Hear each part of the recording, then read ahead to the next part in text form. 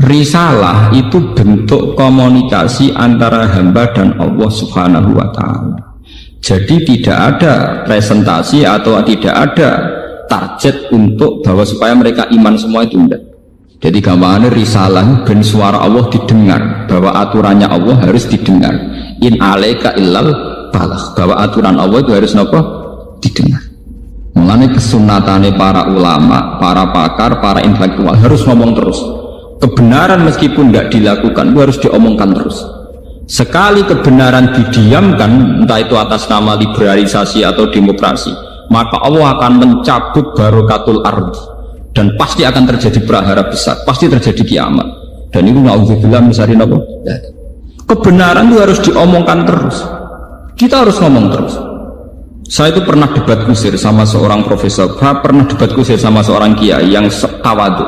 Saya bilang gini, seorang ulama itu dono unsur premani, kudu ngomong terus kebenaran. Wes ora ono wong ngandel lah, pokoke ngomong terus. Ora perlu ono wong ngandel, wes keliru lah pokoke ngomong. Begini, saya punya hadis sahih dari riwayatnya Imam Ahmad. Inna Allaha ta'ala la yanzi'a barakatal ardi hatta la yuqala fil ardi lizalim antaz zalim. Allah tidak akan mencabut barakatul ardi sampai di bumi tidak dikatakan pada orang zalim antaz zalim. Sekarang begini misalnya, contoh paling mudah yang kita mendapat berkah. Contoh paling mudah kita mendapat berkah dari contoh ini. Sebetulnya atas nama etika Jawa, etika Jawa.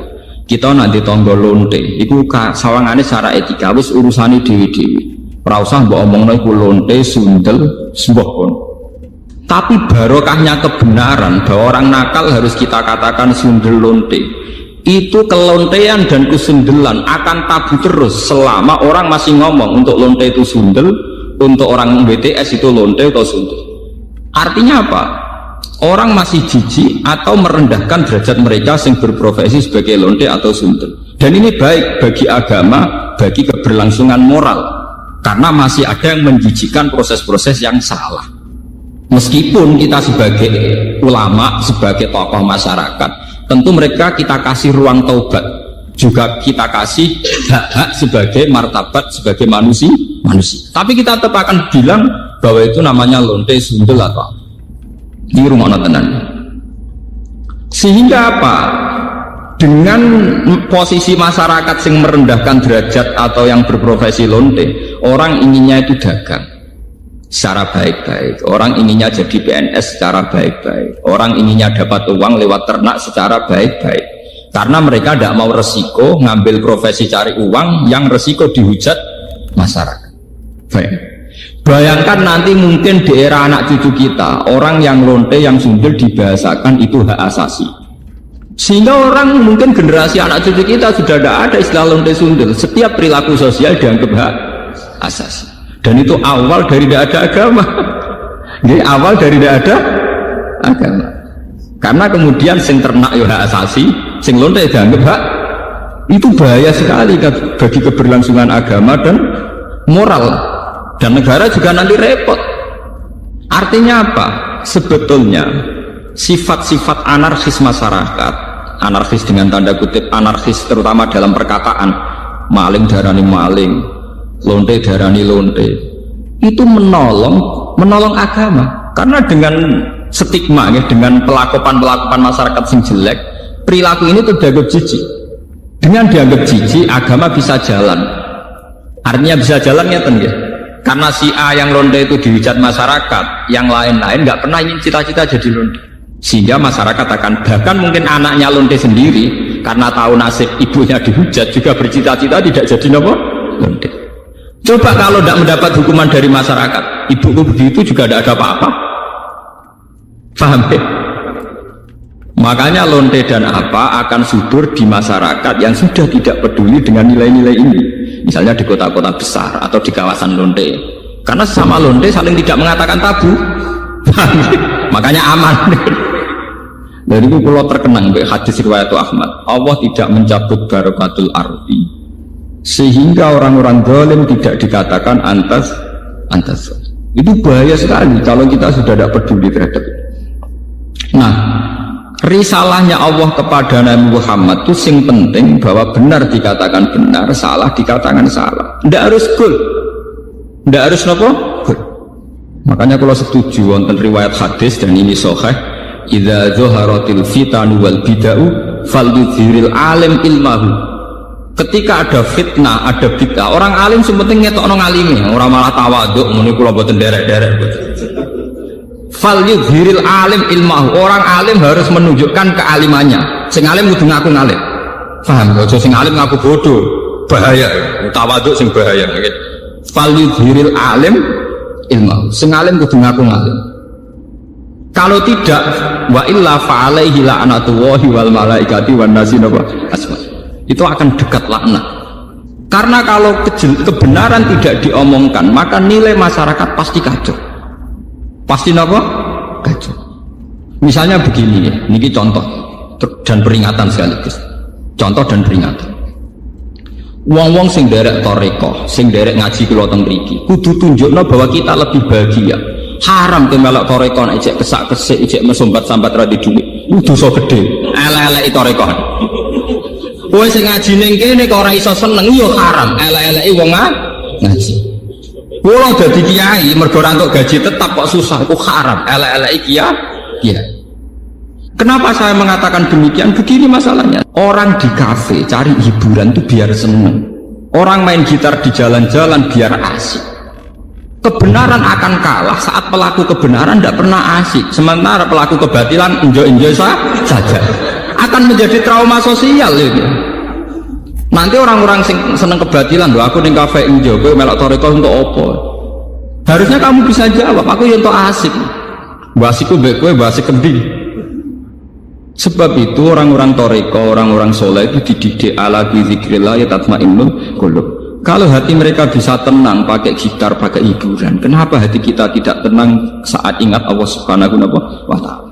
Maka susah itu bagian dari keharaman, termasuk sesuatu sing dina'udzubillahi kanjeng Nabi, setingkat kekafiran, kemusyrikan dan kemaksiatan. Termasuk susah juga haram.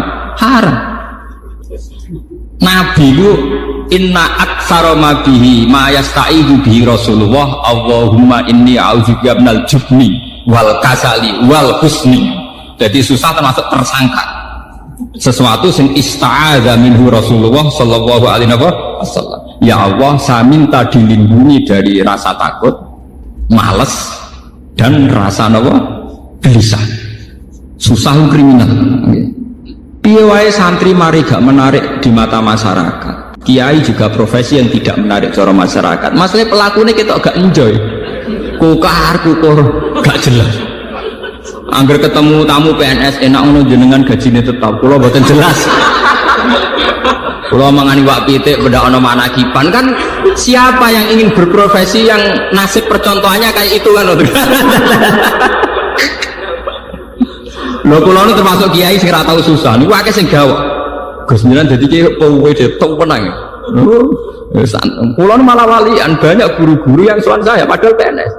Gus kula penayem kok jenengan, padahal mereka digaji tetap lho PNS. Iku sowan kula kepen ayem kaya kula. Saiki walian kiai penayem kaya napa? PNS. Enak jenengan Pak PNS gaji tetap. Nah kula nu mboten tetap, ngenteni wong mati.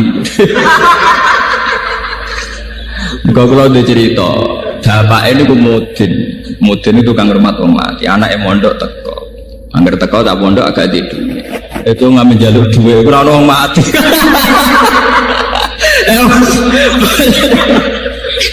Bagaimana profesi kayak ini bisa menarik? Wong di rezeki ngenteni wong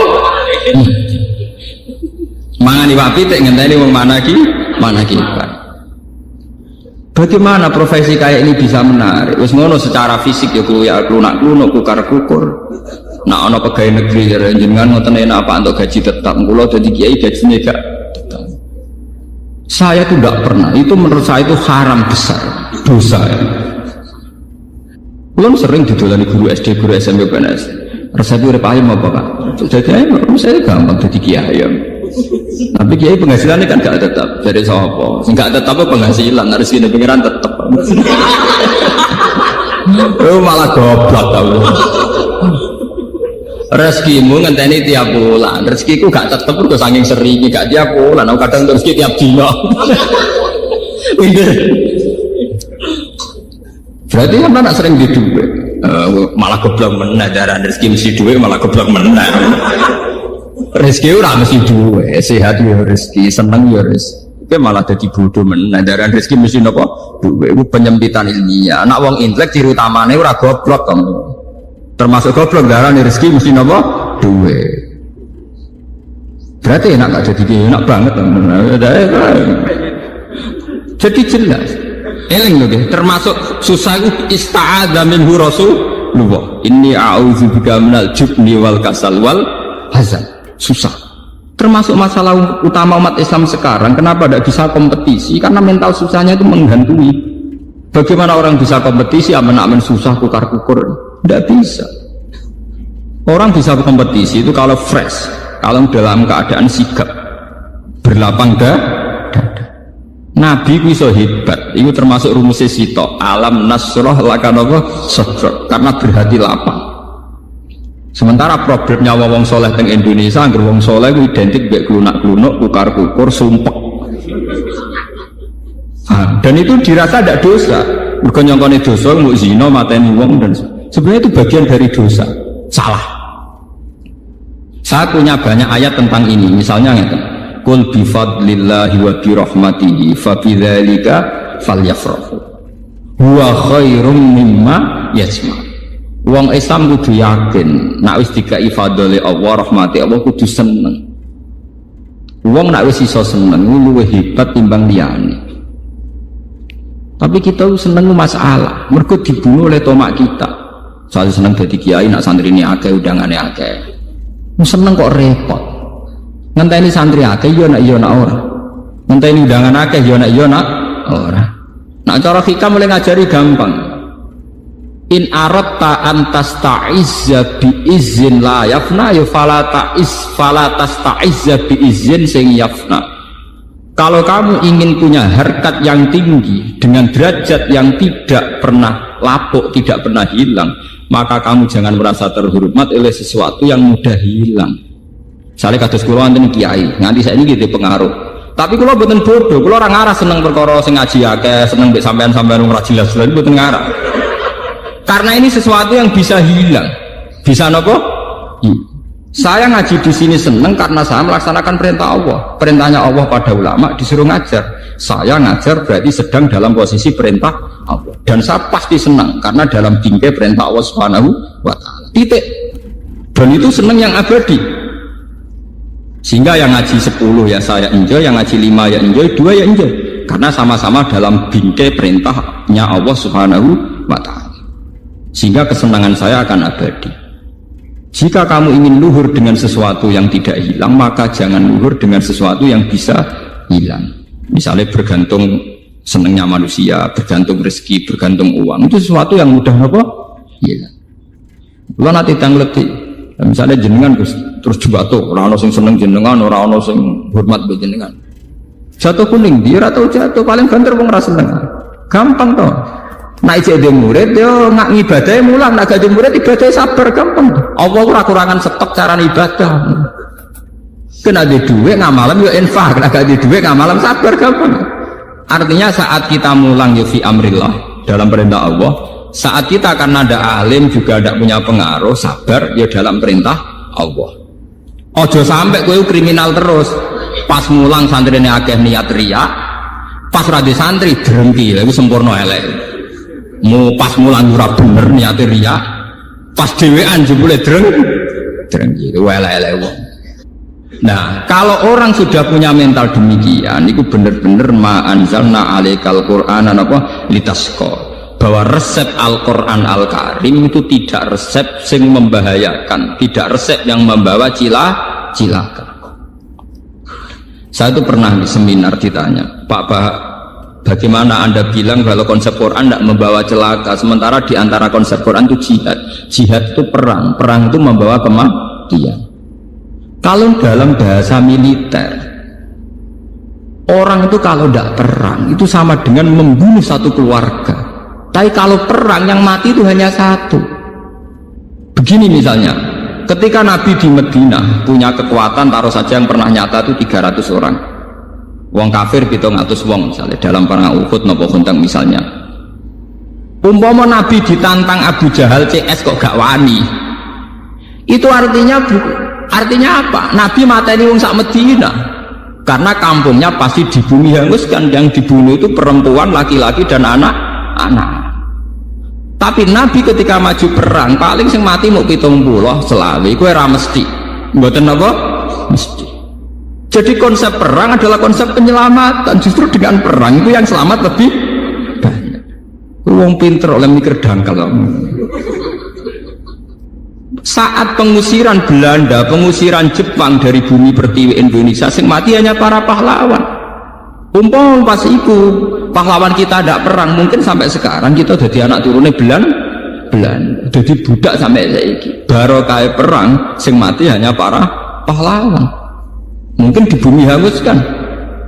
Jadi semua konsep Quran itu tidak ada yang bawa cilaka, itu tidak ada. Sebab itu di Quran yang tafsir yang masih orisinil itu wala tulqu bi aidikum ila tahluka. Bitarkil jihad. Tafsir-tafsir yang masih orisinil. Jangan jatuhkan kamu, jangan menjatuhkan diri kamu pada kerusakan. Bitarkil jihad. Menurut survei di Bantul Jogja di kota-kota Indonesia, togel itu semalam itu kisaran uangnya 2 miliar.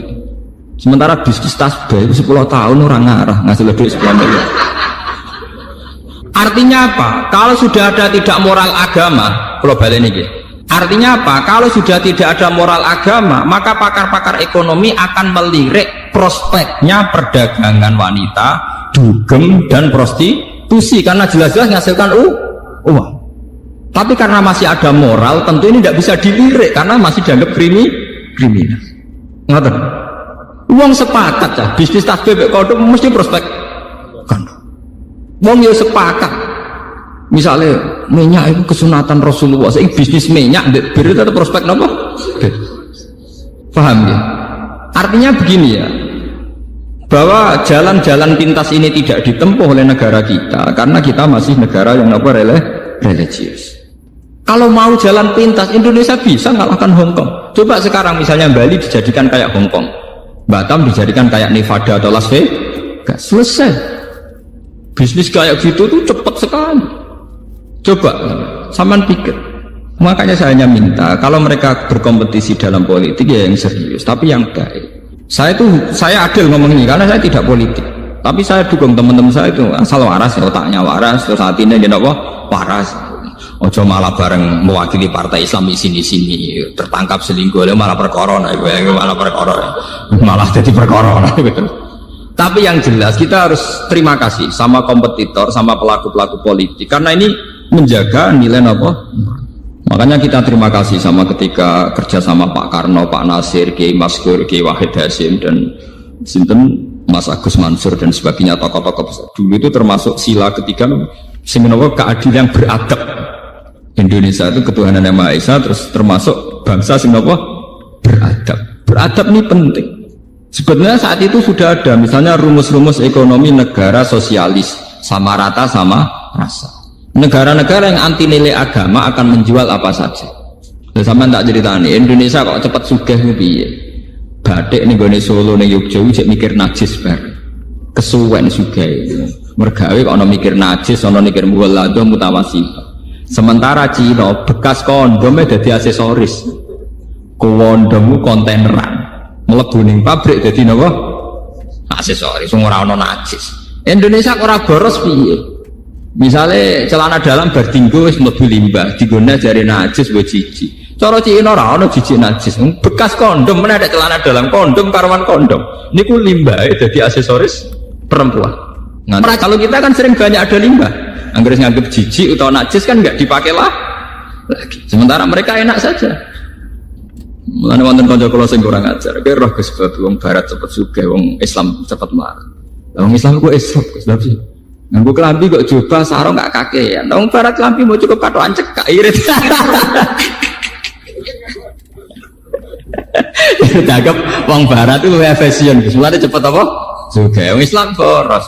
sarongan klambenan cek jubah kadang rangkep cek serbanan itu ngentekno dunya cangkem wae sajane ora ngono cara berpikir wong Islam suge-suge mergo wong barat gak tau nganggo klambi sing wis dadi jadi cara cangkem sing elek nak wong katokan cek katok mbek kaosan poro itu dari klambi rung dadi kok dienggo mergo cara wong Islam itu lagi ketokan pertama dalam dari wong Islam klambi lagi ngono jenenge ketokan apa pertama orang jadi cara mereka wis klambi apa jadi paham ya kalau kamu sudah bisa berpikir kayak saya sudah berpikir kayak Quran itu benar-benar ma anzalna alaikal qur'anan apa litasqa bahwa konsep Quran resep Quran itu tidak membawa celaka bahkan membawa kesejahteraan di dunia apa wal akhirah.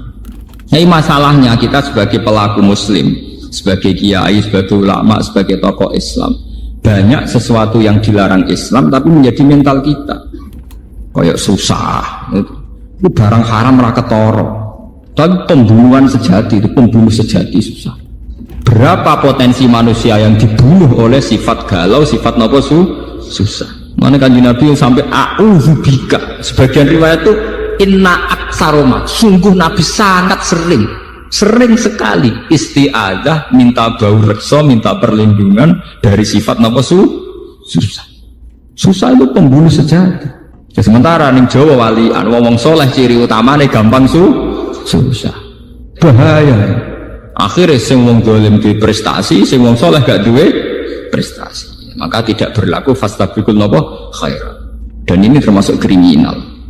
Semalane kula seneng wonten hadis wa idza zaharatil fitan wal bid'ah falyuthiril alim ilmahu wa illa fa'alaihi la'natullahi wal malaikati wan nasi asma. Contoh mudah itu sekarang dulu ketika kita miskin bangsa Indonesia miskin itu ketika era Soeharto itu orang bilang karena bangsa kita itu SDM-nya rendah muni SDM pokoknya tersangkanya itu petani SDM tapi ketika kejahatan perbankan terungkap zaman rame-rame kasus BLBI itu sampai 1.000 triliun pinten 1.000 apa? Itu orang terus tahu semua bahwa ada sistem yang salah dalam tata negara kita sehingga kita yang miskin tambah nopo miskin. Artinya lumayan ketika ada aktor intelektual yang membongkar kasus itu lumayan. Artinya lumayan tuh ya betul sebagian kemiskinan kita karena SDM itu serasa dibakas ya betul sekarang betul. Tapi tetap diantara faktornya karena ketidakadilan. Misalnya uang negara dirampok oleh oknum tertentu. Artinya ini kan barokahnya falyudhir alim ilmahu itu barokahnya orang yang paham dunia itu mau menerang kan kalau enggak ya kita akan tersangka terus itu dikira kita miskin itu karena salah kita toh bukan salah kelola paham ya tetap barokah misalnya sampean susah terus kalau sebagai ulama sering ngomong wong nak tawakal lu ayem ngomong ngono terus wong ngantil ora wae kalau ngomong terus wong nak tawakal lu ayem seneng kalau ngomong susah terus nggih kula karek ngekek resep salam gak tawakal bar lumayan loh. Karena ada kaedahnya berarti yang susah tidak melakukan sifat napa tawakal. Misalnya kula sebagai ulama akan ngomong terus sedekah itu penting. Nah tapi golek duit angel dikekno wong gak iman terus ulama marahi. Yang kamu kasihkan orang itu yang abadi karena nanti kamu panen di akhirat. Nggih kamu panen apa? Di akhirat. Justru yang kamu pakai pribadi itu rawan tidak abadi karena kadang nuruti nafsu. Sehingga kita mulai punya tradisi sing dikekno wong iku sing abadi. Ya kita akan ngomong gitu terus. Jangan sampai rumus sedekah ini kalah dengan rumus golek duit angel kok diajar kon ngekeki wong. Karena yang ngomong gini tuh ngomong terus, wong medhit tuh ngomong terus. Ya jangan-jangan ulama kalah, ulamanya juga harus ngomong sing mbokekno wong dadi sangum ning akhirat. Jangan sampai sing medhit kampanye golek duit angel-angel dikekno wong meracuni ulama, sementara ulama ra iso mempengaruhi pikirane wong medhit. Iku ulama kualik gitu. Paham? Mestine ulama sing mengaruhi wong awam, ora kok wong awam mengaruhi ulama. Itu pentingnya fastabiqul apa? Khairan. Itu juga butuh kompetisi dan butuh kontinu. Artinya ya kudu ngomong terus. Falyudhri alim napa? Ilmu. Kula nu seneng Gus Dur itu bukan karena saya kultus boten. Saya itu dalam banyak hal ya tidak cocok dengan Gus Dur. Tapi kalau cocoknya mergo ngomong terus. Coba berapa ratus wacana yang karena digulirkan Gus Dur wong bakas. Nah jare bakas ora kudu cocok. Tapi barokah dibakas tetap dadekno intelek. Mulane kula sampeyan ulama itu ngomong Keliru lah, pokoknya jadi intelek. Ya barokah dibakas kan? Barokah apa? Dibakas. Mulanya diarani ono bahsul masail. Masalah itu kalau dibakas itu diarani intelek. Senajan itu ora tau ono solusine.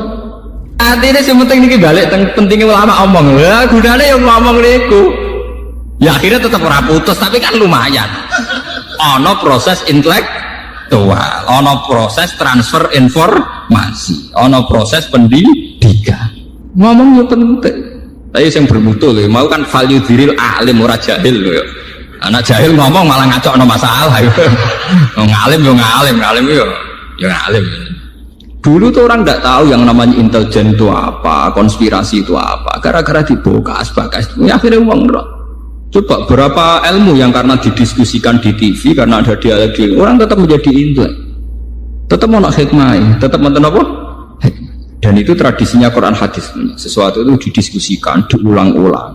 Bahkan Quran piyambak beberapa kali satu ayat sampai fabi ayyi ala'i rabbikum apa digantikan diulang. Nanti kalau seneng Gus Dur kok perkara mesti bener gitu. Dia seneng ngomong nih. Nah serang ngomong bahaya. Karena itu tadi bagian dari memantik diskusi, memicu apa? Diskusi. Kamu tidak harus setuju. Misalnya beliau dukung Ahmadiyah, aku tuh setuju. Sampai nanti apa? Ahmadiyah. Tapi cara bahasa Gus Dur dalam istilah hukum hak asasi manusia, ini selera dukung Ahmadiyah, dukung hak asasi manusia, repot, orang sambung dah. Cek sambung, cek orang sambung, makanya dibagas-bagas dari roh. Akhirnya oke, NU tahu, oh Ahmadiyah itu ono atau jebule. Kesauri-uripe dene ki RT ra tau krungu makhluk jenenge Ahmadiyah. Bareng krungu langsung anti. Bareng anti, lho Mbah kok jenengan anti. Wah Ahmadiyah pokoke sesat ngene-ngene. Lah wonten napa? Ono jarene TV ono. Padahal dene dhewe ra tau roh. Ya barokah diskusi. Makanya kalau nyuwun jamaah teng mriki napa sinten mawon. Orang itu harus jangan merasa pinter sendiri, harus mau berwacana, berdiskusi. Mojo sinau dhewe nang kuamar babah kitabe kuno baleni kuno terus rasa paling bener mergo sakral. Pemenen lampune ublik kok sakral dhewe. Kadang kita itu kultus itu karena fisik. Nggale dukun ning desa ngisor pring, rata waktu sawangane muandi. Tapi nek wis ninggone lobi hotel muacak nggawa HP, sawangane wis gak mandi. Lha iku jenenge wong ku kena justifikasi, kena napa? Iku ngoten niku. Manusa pancen ngoten niku. Seakan-akan diskusi modern itu pasti sekuler, yang salah pasti benar, tidak bisa begitu. Bapak dukun ngisor kali, ngisor wet, golekane wangel, mobil raiso, sepeda motor gak iso. Wonge rata watus, tak watus. Sanjut sawangane mandi tenan. Jajal kowe ning dukun, HP-ne wis 3G, omahe rumpesi, sawangane kan rapati napa? Mandi. Padahal iso wae kowe mandi timbang sing ning ngisor napa? Kali.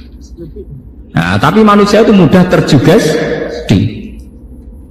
Wong salaf sing pegawaiane ning omah, balene kuno sinau kitab-kitab kuno. Sawangane mesti wong bener. Sementara sing modern itu gawe organisasi nyelametno umat, sawangane wong mlete. Tapi sawae cara Allah bener sing itu, mergo sing itu elek-elek sing ngurmati umat Kanjeng Nabi. Sing ning omah terus egois ngurusi awake dhewe. Paham ya?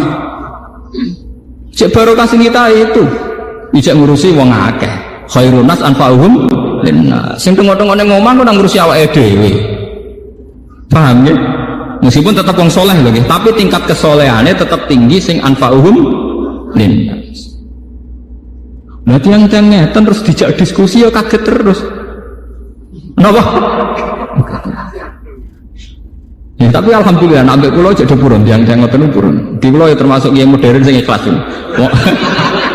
Gawang ikhlas ora hawane, dadi ora kulon be modernan yang sepon tak jadi diskusi kulon cek purun. Mergo hawane hawa akhirat, kulon modern aja hawa akhirat. Ora kaya sampeyan, yo jane hawa donya tenan.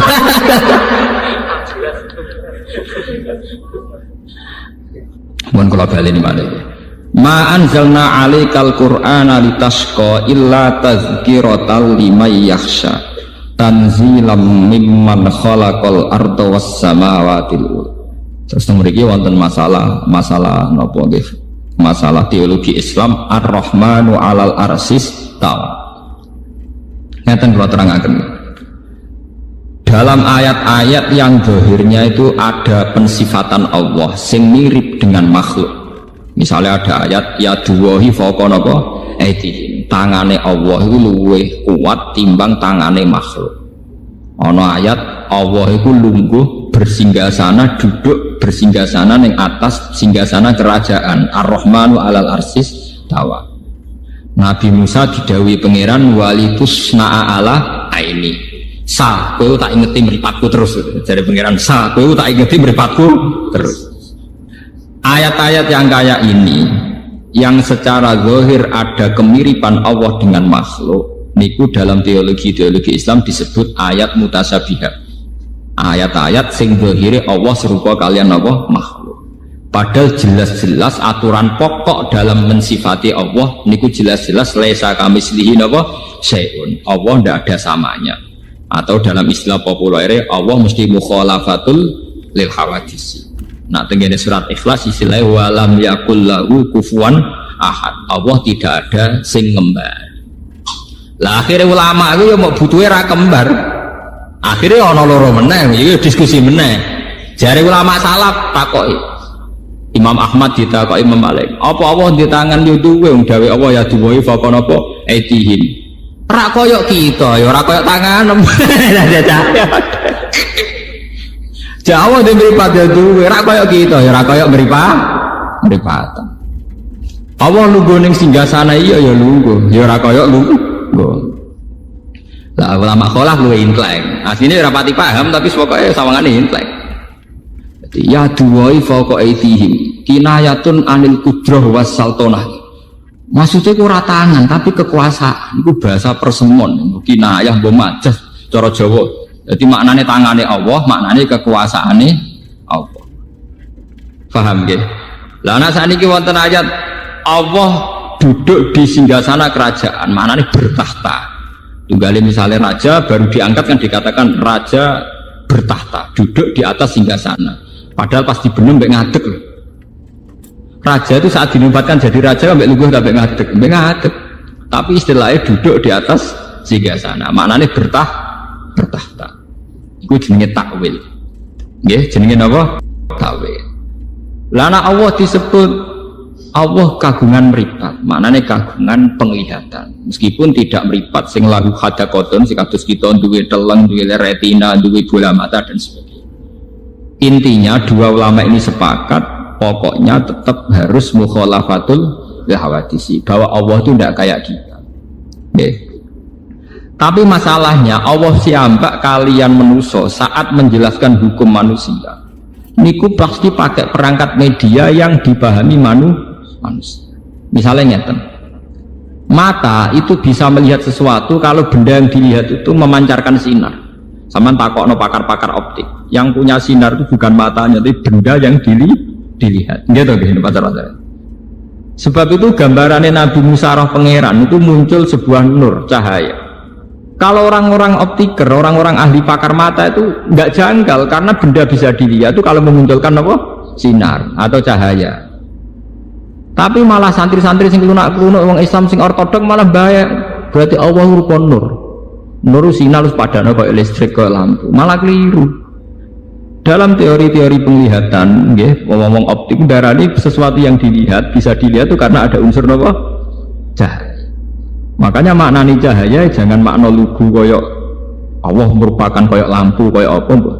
Tapi piye wae ceritane Nabi Musa sing ngeten iki dimanfaatno iblis. Iblis itu ngendikane Syekh Abdul Qadir niku nate ngaku teng ngarepe Syekh Abdul Qadir beberapa wali niku digagalkan kewaliannya oleh iblis. Mergo iblis mendo-mendo dadi nur koyok ning gambarane pertemuane mbek Nabi napa Musa. Nggih, koyok pertemuane kalian sinten? Nabi Musa. Akhirnya iblis sing ngaku pangeran itu dianggap pangeran tenan. Terus para wali-wali sing junior iki, wali latihan niku gagal dadi wali mergo saiki nyembah sinten iblis. Dan itu hanya bisa dibatalkan oleh fahamnya ulama. Mestinya saat melihat begitu kita harus yakin laisa kamitslihi napa syai'un. Oh dasar iblis gak ngarah Allah raine kaya kowe mestine kudu dipisahi. Wah, paham ya? Makanya banyak cerita-cerita di kitab-kitab itu dan ini orisinal menurut saya cerita-cerita ini. Turune wong alim iku luweh ibadah timbang ibadah wong bodoh. Maksudnya bukan masalah turu beribadah kok apik turu mboten. Ada pola ibadah yang salah. Nggih, ada pola ibadah yang salah. Misalnya begini ya, contoh yang paling nyata. Wong bodho niku kadang ora roh dur, pepes seneng salat, wah meneng masjid salat. Tapi sekali mlebu omah, "Dik, sarapanku wis mateng. Endi gedang gorengku, Mang?" Niku kula ngaji teng Yogya tak bulan baleni. Sehingga kenangannya anak istri itu bapak nak teko iku mangan. Cah cilik roe kenangane sampean, pokoke anggere bapak teko iku mangan, bariku gledeken, bariku rokok.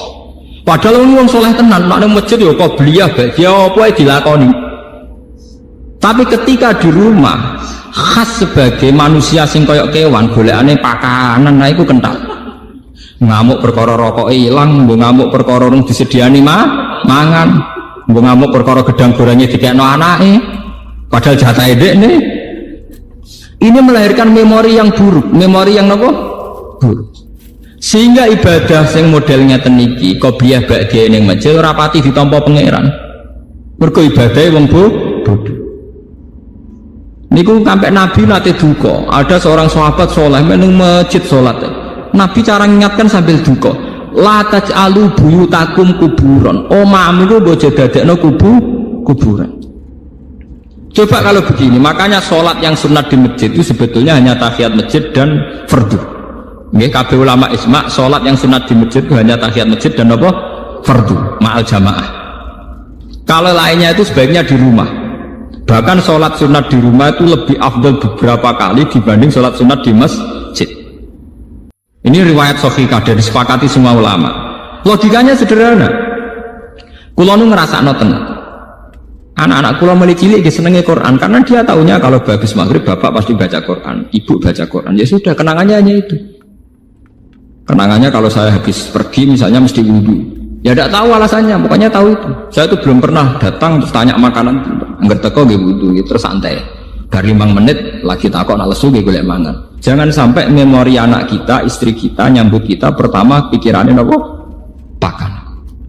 Sehingga kadang anak wong saleh iku watake kepaduan. Mergo roh bapake angger teko ya pakanan.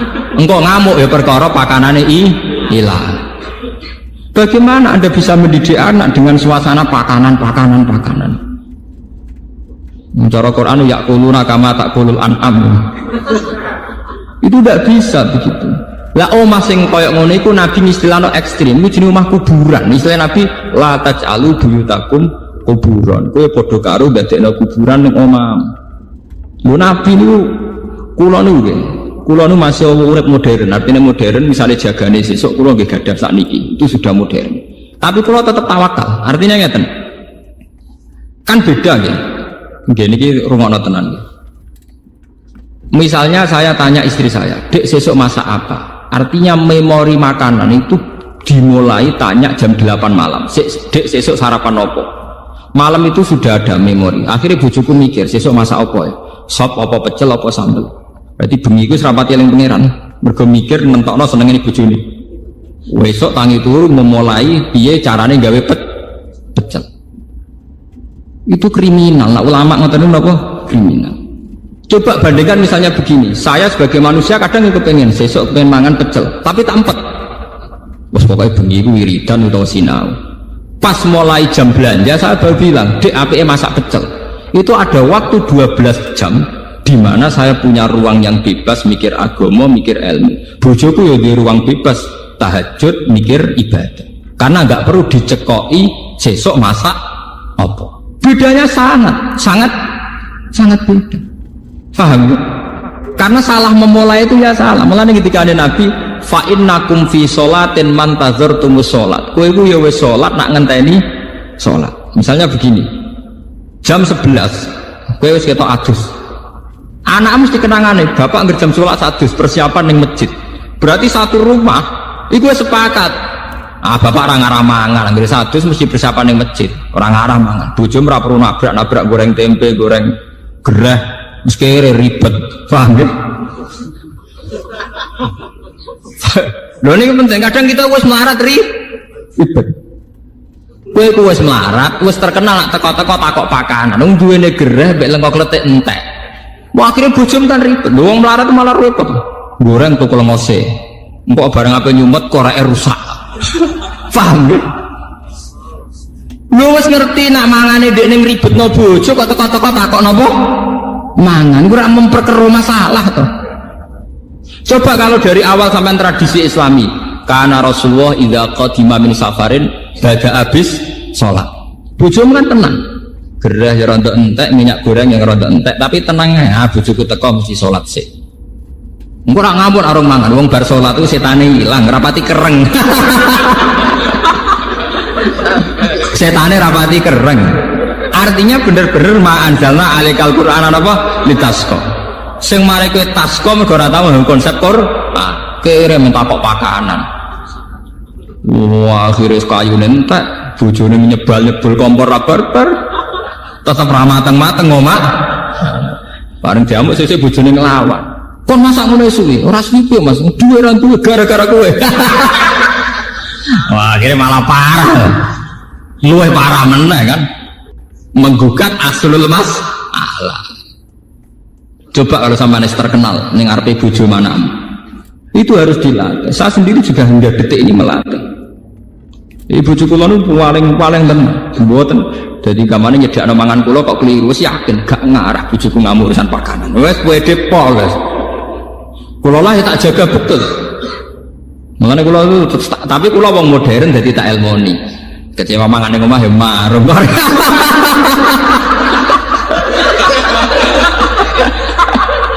Kok repot. Tapi yang penting kan menjaga harmonisasi keluarga.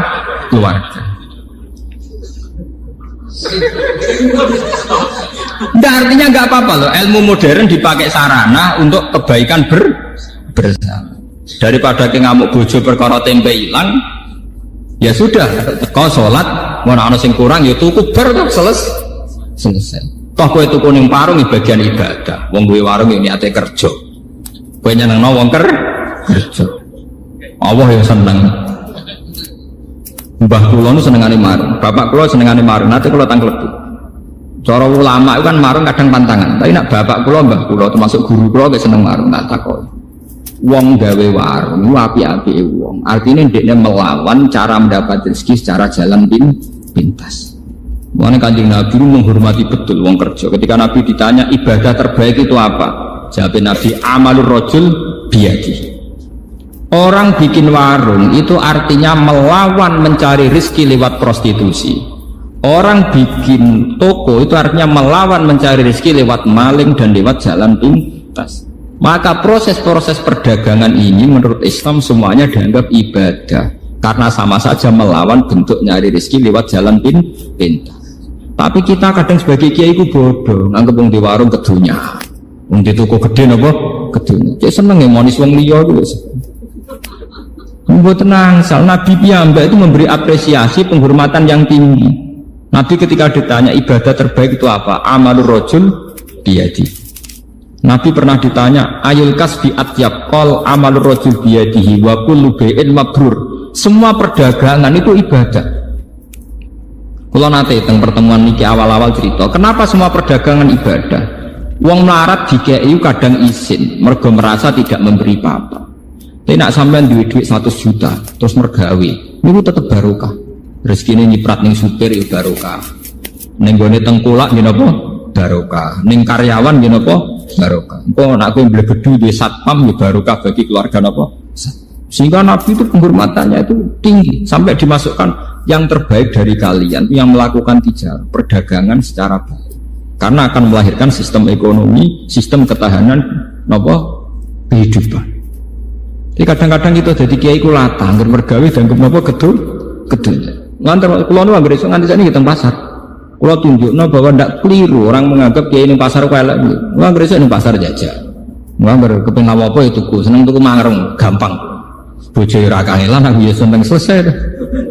Kadang didramatisir, wong wedok nak masak sing lanang ora mangan niku tersinggung ngene-ngene. Nang ada sing lanang tersinggung, sing wedok tersinggung. Nang perkara mangane kok tersinggung. Tersinggung karena pangeran ayo kena itu. Tersinggung nggak perkara gedangku. Faham ya kalau baleni malih iki. Kenapa ibadahnya orang bodoh itu kadang dianggap salah? Karena kadang begitu itu tadi kejadiannya. Orang menghabiskan suasana religius di masjid, di rumah sama sekali nggak kebagian. Sehingga teko masjid, ijek nganggo serban, kabine cek takwa. Dibuk mangane. Seperti aku teko mangan ra disiap no. Kabine takwa omongane kok setan. Paham? Tempe hilang ngamuk, bareng sajadah hilang ra ngamuk. Hari ini yang terkait agama ora tersinggung, tapi yang terkait weteng napa? Tersinggung. Paham ya? Ini contoh ya betapa kadang ibadah wong bodoh dianggap parah karena kadang ya begini ini kejadiannya. Begitu juga ada Jawa. Ada Jawa dari anak tamu sing ramah, ambek tonggo sing ramah. Akhirnya ambek tamu ramah, simpel pitik sugono tamu. Sayap di sugono tamu, anaknya pemek sidik, goblok, gue tamu. Artinya apa? Api dintek none wong liya, anaknya mau keduman sifat elek. Nak kula boten cocok. Kula ditamu dia tak hormat, anak dia tak hormat. Nak ning Jawa walian, misalnya kula dadi kiai, atau dadi bos, atau dadi wong lanang, cepet duduk masak, iku ana tamu. Goblok tamu wis lak mulai nang mateng. Kowe kok ngekeki mangan tamu iku umpama untuk ganjaran. Iku mbok akeh ndi mbek dosane kenyentaki bojo. Paham? Misalnya ke kiai sekejadiannya ngoten, kiai kadang nyentai santri, ini mergo kon khusus hormat tamu. Umpama hormat tamu itu ibadah, tapi ambek ngomak ngamuk iku mbok akeh ndi dosane, paham? Lah ini namanya kebaikan sing dientek-entek no, ambek tamu alus tok. Gamane tamu untuk ndoket tok, sing dikongkon kok ri tok. Lah iku ora oleh cara Islam, kudu seimbang. Dibalik mau ning masjid untuk sholat fardu, untuk qobliyah, untuk ba'diyah, untuk deresan Quran. Bareng tok omah, bakasane gedang goreng, njuk kopi, njuk teh. Dadi omahe tersinggung. Cara tanah sing ning omah napa terus? Dadi yo cah amen bakas gedang goreng wek. Makanya Nabi dawuh kesunatane sholat itu gonta-ganti nggon. Ngendikane Nabi, perbanyaklah tempat-tempat sujud. Dengan demikian saksi kamu nanti di akhirat banyak. Sehingga kalau kamu sujud di masjid, masjid bersaksi. Kalau kamu bersujud, nanti di rumah ruang tamu sujud, ruang tamu kamu ya bersaksi bahwa saya pernah dipakai sujud. Di kamar kamu juga sujud, kamar kamu bersaksi bahwa saya pernah dipakai sujud. Nah ini pentingnya ngawang alim. Maksudnya ini kalau cerita kenapa kadang ibadah yang bodoh dianggap salah. Orang kok salah ibadah boten, kadang ora roh dur, paham ya, ora roh napa? Makan boten ibadahnya gak apa ibadah. Tapi akibat dari salah kaprah ini melahirkan tradisi sing jomplang. Hormat tamu berlebihan ning jero sentak-sentak. Ning masjid religius kok malaikat sekali tok omah koyok setan. Nah itu yang dianteni Nabi itu nggak boleh. Sampai Nabi ngistilahno la taj'alu buyutakum napa kuburan. Omam iku aja dadekno napa kuburan. Nah, kalau kita sudah bisa begitu pasti ma anzalna alikal qur'ana napa litas. Lan sakniki dilatih. Kula pun latih pada diri saya. Misalnya sampean pengen masak sesuk, jangan bicarakan malam ini, nunggu sampai besok. Itu Nabi dekat. Nabi itu luar biasa. Mulai kalau percaya tenan Nabi Muhammad Nabi, percaya tenan. Betul. Lo Nabi itu buat nate tangklet seseorang sarapan tora, sehingga sampai menjadi hukum fikih poso sunat itu ora perlu niat dinepno. Nggih, poso sunat itu ora perlu nginepno napa? Ya. Kejadiannya sederhana. Logikanya gampang. Dalilnya itu kanjeng Nabi gresok lagi takok. Cara mriki nggih setengah 7, waktu duha setengah 7. Sah. Ono sarapan. Mboten enten ya Rasulullah. Jari Nabi ya enak aja. Idzan asumu. Nek ora ono sing tak pangan ya tak poso sah. Sampai jadi hukum nak poso sunat ora perlu nih. Itu tidak mungkin terjadi pada sampean karena gue bakas mulai maghrib. Sesuk ono sarapan ora wis serah. Ngoten kan?